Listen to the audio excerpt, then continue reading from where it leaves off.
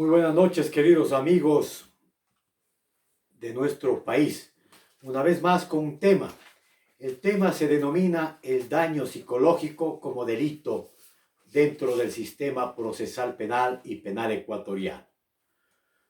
Dentro del sistema penal ecuatoriano existe la violencia en contra de la mujer y la familia. Violencia física, violencia psicológica y violencia sexual. El tema de hoy específicamente aquella afectación que se hace a una persona, a la mujer o miembro de la familia en cuanto tiene que ver al daño que se le causa en forma psicológica por las diferentes razones que ya vamos a ver. ¿Qué debemos hacer a favor de la víctima y a favor del victimario? ¿Cuáles son las consecuencias? Los motivos para poder demandar el daño psicológico. Eso vamos a hablar el día de hoy. Los actores, el proceso penal es como una obra de teatro en donde existen actores, los principales actores en este tipo de delito de daño psicológico son la víctima, el victimario, la fiscalía y el juez.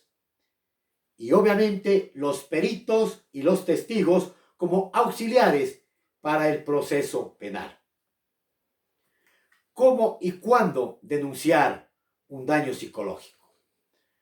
Bajo dos circunstancias. Primero, cuando existe la flagrancia, es decir, cuando se suscitan problemas de índole familiar entre cónyuges o miembros del núcleo familiar. Se tiene que llamar a la Policía Nacional al 911 a pedir auxilio por esas agresiones físicas o psicológicas. Acude un miembro de la fuerza pública, a veces lo detienen al agresor o los agresores o las agresoras y lo trasladan a la unidad de flagrancia. Ahí se desarrolla una audiencia de flagrancias y se inicia el proceso penal. La segunda forma es aquella en la que la persona agredida, la víctima, puede denunciar por los constantes maltratos psicológicos que ha sido constante durante el desarrollo de su vida. Puede ser reciente, de un mes, 2 meses, un año o varios años inclusive. Generalmente hay que presentar la denuncia. ¿Dónde se presenta la denuncia? Hay que presentar en el lugar al que se ha suscitado ese delito de daño psicológico, ante la fiscalía del sector donde se ha dado el delito. Por ejemplo, en la ciudad de Quito existen varios sectores, al norte, al sur, al centro. Hay que presentar, de acuerdo a lo que conocemos los abogados como competencia territorial, al fiscal que conozca la causa. Luego de ello, se reconoce la denuncia, se inicia una indagación previa y se abre una investigación por un lapso de tiempo. Se practican ciertos elementos de investigación que ya vamos a ver. Luego, si es que existe prácticamente el delito y la presunción de culpabilidad, se inicia el proceso penal con una audiencia de formulación de cargos, continuando la instrucción fiscal, obviamente de 30, 60 o 90 días. Luego vendrá la etapa preparatoria y la etapa de juicio, de juzgamiento del presunto agresor y las etapas de impugnaciones que conocemos dentro del proceso penal. Vamos a ver fundamentalmente quiénes son los victimarios, los que pueden cometer este delito. Principalmente son los cónyuges, ya sea marido o sea mujer. Generalmente se los conoce como los esposos. También comete este tipo de delito los que cohabitan con dicha ciudadana o dicho ciudadano, los que se encuentran en unión de hecho, los que conviven en un domicilio en calidad de marido y mujer. También pertenecen al núcleo familiar los hijos, quienes comparten un domicilio, un departamento, una casa. Es decir, la ley les denomina núcleo familiar. Ahí a veces conviven con sus abuelitos, sus suegros, sus suegras, primos, sobrinos, en fin, una serie de familiares y parientes que conforman el núcleo familiar. Ellos pueden ser víctimas y a la vez los victimarios. ¿Qué hacer cuando se conoce una situación de daño psicológico? ¿Qué es la violencia psicológica? La violencia psicológica es el maltrato que produce una afectación mental leve, moderada o severa. Así dice el sistema penal de nuestra localidad y de nuestro país. Cuando existe esa violencia y ese daño, existe el delito. Y luego, por supuesto, hay que ver cuándo se comete este tipo de delitos, en qué momentos o bajo qué circunstancias.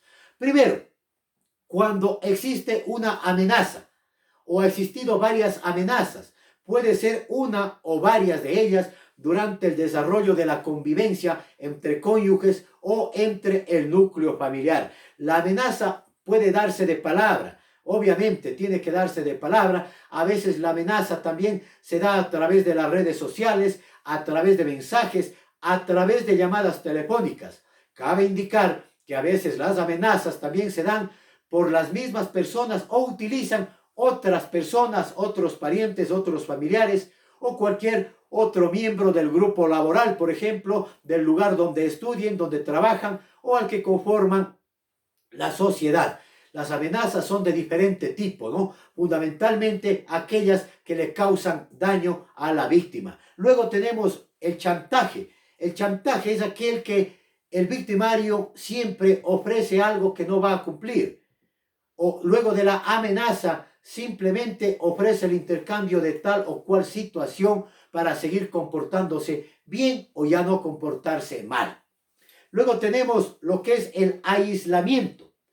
Tratan de aislar a la víctima, generalmente con ciertos epítetos de palabras que muchos de nosotros conocemos cuáles son, pero pretenden aislarle del núcleo familiar, aislarle de una conversación, aislarle de compartir diferentes conductas dentro de la sociedad, dentro del lugar de trabajo, pero fundamentalmente dentro del núcleo familiar. También se da la circunstancia de vigilancia, es decir, aquella circunstancia en la que el victimario siempre está vigilándole, por ejemplo, su teléfono celular, está vigilándole su computadora, está vigilándole en las redes sociales, por ejemplo, es decir, aquellas circunstancias que no le permiten el desarrollo intelectual, el desarrollo laboral, educacional, deportivo de la persona, de la presunta víctima. Luego viene el control que ejerce el victimario fundamentalmente sobre sus creencias, generalmente sobre las creencias religiosas, en cuanto tiene que ver a su haber íntimo, su espiritualidad, también el control de sus creencias y libertades sexuales inclusive, y obviamente sobre sus creencias filosóficas o intelectuales. Esa es una manera de controlar de parte del victimario en cuanto tiene que ver con todas las acciones que realiza la presunta víctima. En cuanto a los actos y acciones, no le permite desarrollarse de manera libre, de manera voluntaria, en cuanto tiene que desarrollar su conducta. Existe también lo que conocemos la humillación y la hostilidad, dos términos por los cuales siempre van a afectar el quehacer psicológico o la mente de la víctima. En este sentido debemos manifestar nosotros que el victimario lo que utiliza es la manipulación, es decir, en su mente utiliza diferentes formas para manipular a la víctima, generalmente pidiéndole perdón una y otra vez, ofreciendo cambios que nunca más lo va a cometer o simplemente ofreciendo regalos o dádivas e inclusive dinero, joyas o cualquier otro tipo de manipulación. Estas son las circunstancias o las conductas por las cuales se comete el delito de daño psicológico a una persona. Ahora, cabe bien mencionar cuáles son las pruebas que debemos presentar. Fundamentalmente, cuando presentamos la denuncia o luego de haber sido detenido en flagrancia, las pruebas que se presentan son las siguientes. Fundamentalmente se solicita una pericia psicológica en cuanto tiene que ver a la víctima. Esta prueba es fundamental porque aquí establecerá la perito psicóloga qué o cuánto asciende el daño, a ver si es un daño leve, un daño moderado o un daño severo. digamos, un daño inferior, medio o superior. De eso depende, porque si es que es un daño leve inferior, la pena es de 60 a 90 días de privación de la libertad. Si es que es medio, obviamente ese asciende la pena de 6 meses a 1 año, y si es obviamente superior o severo, como dice la ley, es de 1 a 3 años. Ya vamos a ver posteriormente las sanciones. Luego, la pericia psicológica establece dicha situación para la sanción en determinado momento. Hay que solicitar una pericia de entorno social y entorno familiar, porque en ese vamos a ver el grado riesgo que puede correr la familia de la víctima y del victimario. Es fundamental esa pericia tanto para la víctima cuanto para el victimario. También debemos solicitar una investigación por parte de aquel que pertenece a los diferentes departamentos de la Fiscalía para que realice una investigación, pero una investigación real, una investigación objetiva, una investigación con entrevistas a los miembros del núcleo familiar para establecer en las conclusiones y recomendaciones qué es lo que pasó, en qué tiempo pasó, cuántas veces sucedieron este tipo de daños psicológicos. Y por supuesto también hay que pedir una experticia de reconocimiento del lugar de los hechos, o lo que se conoce también una inspección ocular técnica, para saber el lugar donde se cometió el delito. Porque en todo delito hay que saber el lugar, la forma en que se cometió, quién lo cometió y hacia quién lo cometió. Y por supuesto, es importantísimo la prueba testimonial, el testimonio de la víctima. A veces el testimonio se lo hace solicitando un testimonio anticipado, un testimonio en donde tiene que rendir ante un juez tras la cámara de Gesell, al lado de un psicólogo o al lado de una psicóloga, y obviamente con la defensa técnica de las partes procesales.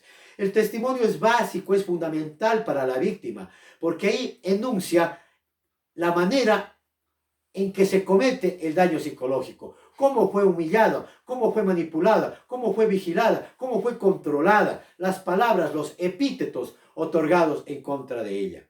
Es fundamental, luego de ese testimonio, seguir la cadena de custodia con los peritos respectivos. Habíamos hecho referencia también que los testimonios son fundamentales. Los testimonios se los puede tomar a los miembros del núcleo familiar, a los tíos, sobrinos, hermanos, cuñados, a quienes conforman amigos inclusive y pudieron saber de aquellas agresiones psicológicas que pudo haber recibido la víctima a través de teléfono celular, a través de mensajes, es decir, a través de cualquier tipo de medios. Esas son las pruebas fundamentales, pero también hay otro tipo de pruebas que pueden haberse realizado o pueden realizarse durante el desarrollo, ya bien sea como elemento de investigación en la investigación previa, elemento de convicción en la instrucción fiscal, o cuando judicializamos las pruebas. Judicializar significa legalizarlas y llevarlas a la etapa de juzgamiento, donde recibirá una sanción. ¿Cuáles son las sanciones? Privación de la libertad, como había establecido, de 60 a 90, de 60 meses a 1 año, de 1 año a 3 años. Generalmente en este tipo de casos no quedan presos, se les sustituye la prisión preventiva porque no va la pena más de 5 años. También la sanción, obviamente el efecto es la reparación integral a la víctima. Por eso es importante que durante la etapa de la instrucción fiscal e indagación previa, realizarse un tratamiento psicológico por 1 o 2 psicólogos para establecer los daños psicológicos, el trauma suscitado en la víctima y el tratamiento que merece tener. La reparación material y reparación íntegra hace referencia también a la reparación material e inmaterial, es decir, aquella que, por ejemplo, pudo haber producido que deje de asistir a una iglesia, que deje de asistir a su lugar de trabajo, que salga de la universidad del estudio y que no concluya sus estudios, o que simplemente no cumpla su sueño deportivo, de intelectual o de arte. Por ejemplo, entre artistas se dan muchas situaciones de esas, no les deja cumplir por la celopatía o por lo que puede darse inclusive un odio por género a la mujer. La sanción también es el tratamiento psicológico que otorga los jueces hacia la víctima o hacia el victimario, o a veces a las dos partes. Por supuesto que vamos también a hacer mención qué puede suscitar. Hay una diferencia entre daño psicológico como delito y otra como contravención. La contravención establece única y exclusivamente cuando afecta como una injuria grave en contra de la víctima, cuando va sobre dos cosas, sobre la honra y sobre el descrédito de la persona, por cualquier medio. Por cualquier medio le desacreditan y le deshonran. Eso es una contravención, que no es el caso en este momento, pero vale hacer la diferencia.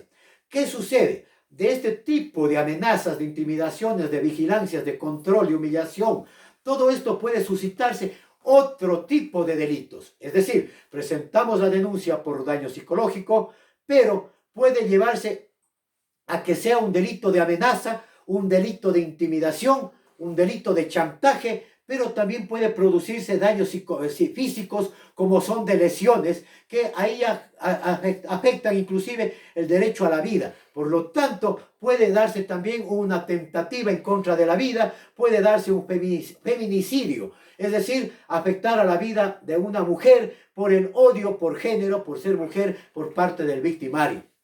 Entonces nosotros debemos hacer referencia fundamentalmente a la realidad que pasa y sucede en nuestro país con este tipo de delitos. Hago un llamado a que denuncien. La víctima tiene que denunciar, no tengan miedo, no tengan recelo. La realidad es otra, estoy bien porque a veces presentan la denuncia, los fiscales esperan que casi llegue muerta la víctima para recibir la denuncia.